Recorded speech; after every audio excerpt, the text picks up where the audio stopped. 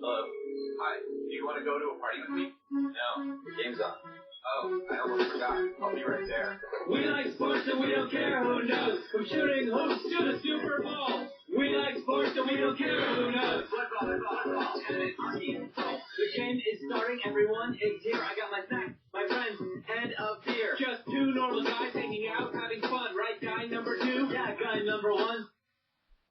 What is up, Maryland and the Maryland Maniacs fan base that is watching this video?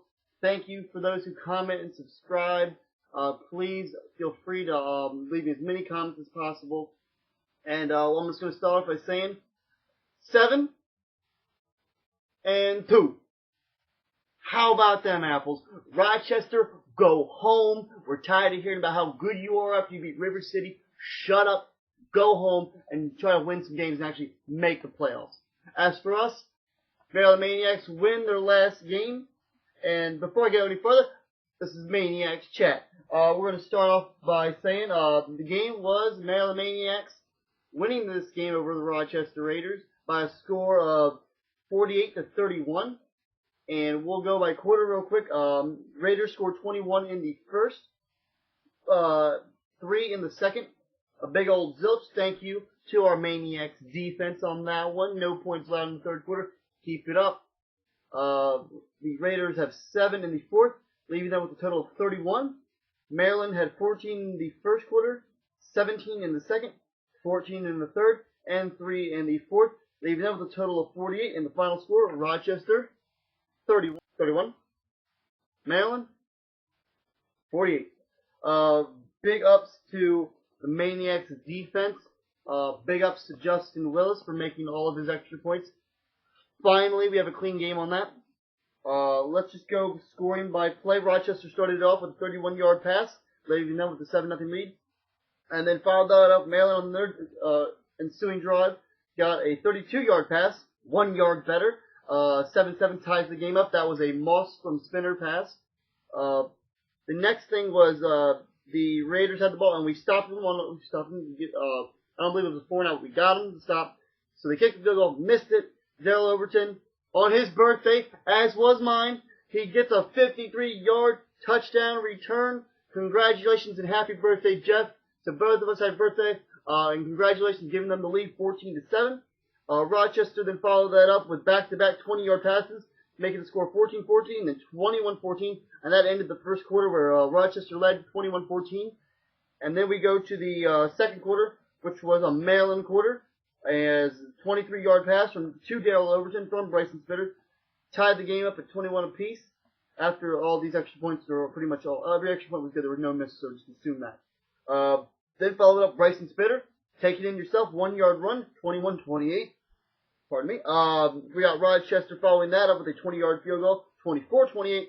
But don't worry, Justin Willis, you had your stuff going. You even did that with also another 24-yard field goal of your own. And we have a game at halftime, 24-31.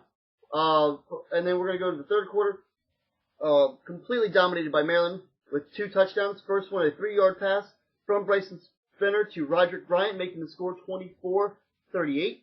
And then after that, Maryland with another touchdown pass, 8 yards this step, 24-45 is the score after Bryson Spinner connected with Daryl Overton on that 8-yard pass. We go into the fourth quarter, a 5-yard pass for the Raiders, made it 45-31.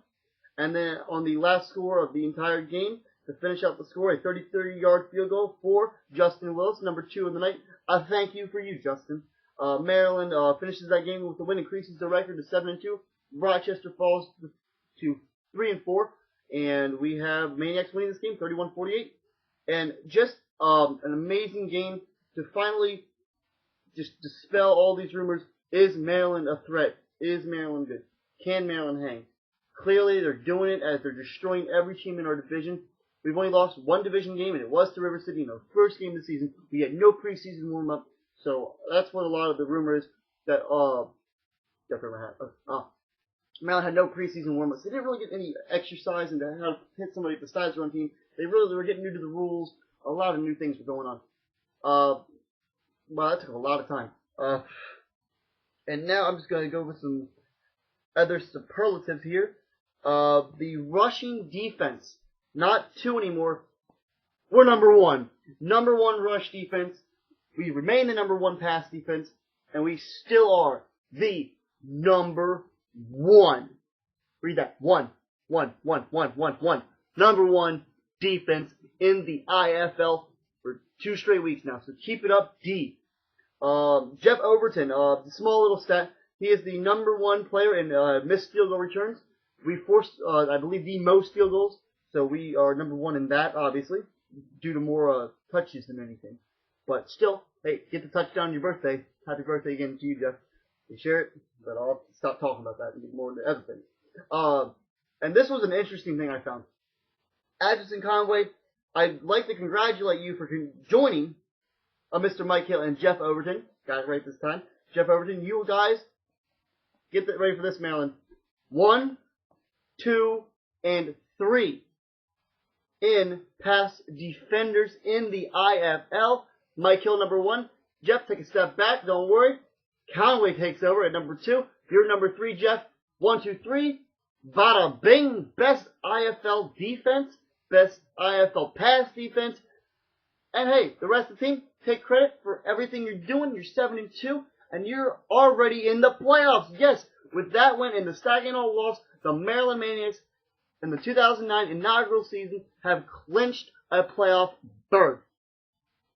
We're in, baby. Now we just got to find out where we're playing. Keep it up, D. Good job to you guys. I'd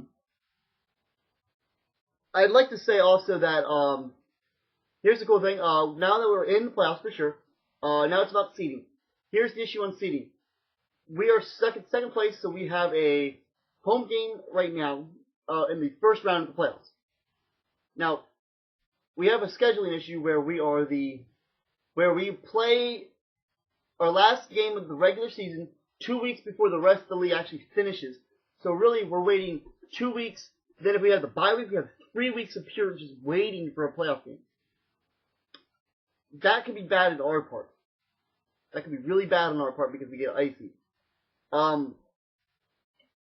But to have the home field advantage and be one step closer to a ring, it's what the team wants. I don't know what to tell them. What the team wants. And so we'll look at these. Now here's what we got. We're worried about 2 teams. Whoever's playing the River City and whoever Maryland's playing. And we'll start with saying that River City takes on, in the IFL game of Week 12, they will be playing the 6-2 Omaha Beef.